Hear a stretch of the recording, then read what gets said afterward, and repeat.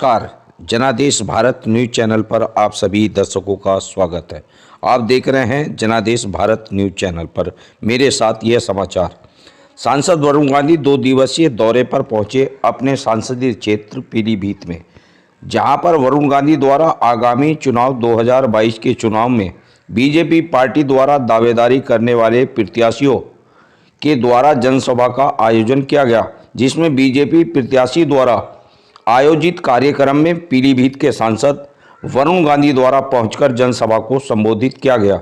उनके द्वारा जनसभा को संबोधित करते हुए बताया गया है कि हमारी सरकार द्वारा नौजवान जो बेरोजगार घूम रहे हैं उनके लिए रोजगार की व्यवस्था की जाए, महिलाओं की सुरक्षा के कड़े इंतजाम किए जाए और किसानों द्वारा किसान आंदोलन किया गया, किसानों के हित की बात की जाए। ऐसी तमाम बातों को जनसभा में संबोधित करते हुए वरुण गांधी द्वारा बताया गया।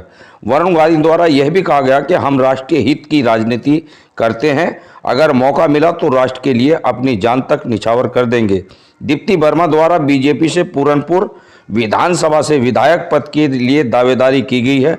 अब आने वाले चुनाव में ये तय होगा कि जनता द्वारा किसको पूरनपुर का विधायक चुना जाता है, यह तो जनता ही तय करेगी।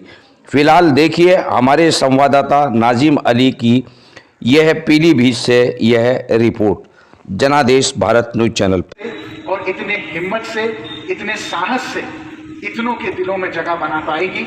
मैं आपको बहुत बहुत बधाई देता हूं और मैं ये कहता हूं कि आपके अंदर मुझे एक आशावादी तीर दिख रहा है राजनीति में। आप लोगों के साथ न्याय करें और आप लोगों के लिए लड़े, यही मेरी अपेक्षा है। हम लोगों के अधिकारों के लिए लोगों के सामने हाथ फैला रहा है।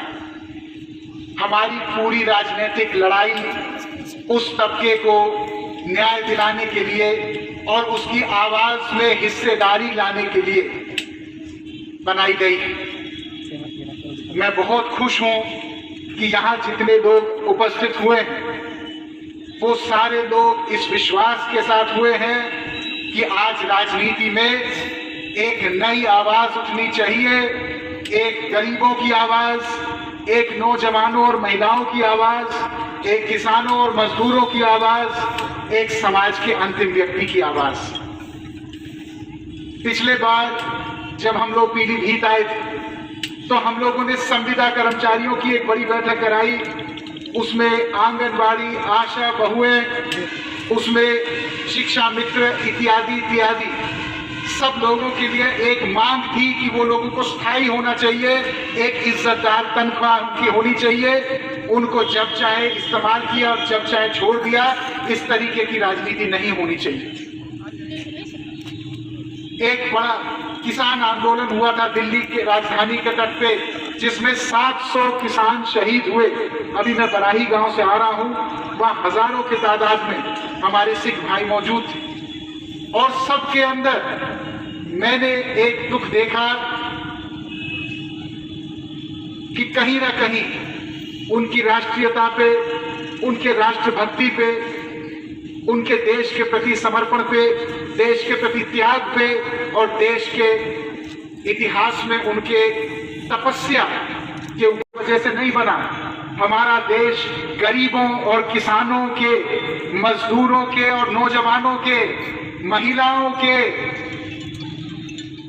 तपस्या से और पसीने से, खून से लदा हुआ ये देश। ऐसा कोई देश नहीं है जिसने बिना हथियार उठाए आजादी ली। साबरमती के संत महात्मा गांधी ने हम लोगों को एक रास्ता दिया, सच्चाई का, ईमानदारी का और एक दूसरे के साथ भाईचारे का। मुझे ना मिलना है, मजदूर को अपने दिहाड़ी कमतर करके दिया जाना, यह देश की समस्या है। जब नौजवान लोन लेने जाता है तो कितना ठोकर उसको खाना पड़ता है, कितनी रिश्वत देनी पड़ती है। उसके बाद अगर वो किसी कारणवश नहीं कर पाता वापसी, तो कितनी उसकी बेइज्जती होती है। जबकि अगर एक सेठ साहूकार हजारों करोड़ का लोन लेता है तो उसको बोला जाता है कोई बात नहीं, जब चाहे आप वापस कर लीजिए, जितना चाहे आप कर लीजिए। भाइयों, हमारे देश में जो सबसे बड़ी समस्या है वो ये है कि व्यवस्था सब लोगों के लिए एक समान नहीं है। व्यवस्था सब लोगों के लिए एक समान नहीं है। अगर एक बड़ा आदमी पुलिस थाने में जाता है तो पुलिस के लोग कहते हैं कि आइए साहब बैठिए, इनके लिए साहब के लिए चाय लाइए। और एक आम आदमी जाता है तो कहते हैं हाँ भी क्या बात है, क्यों जान खाने आए? क्या मैं सही कह रहा हूं कि मैं गलत कह रहा हूं?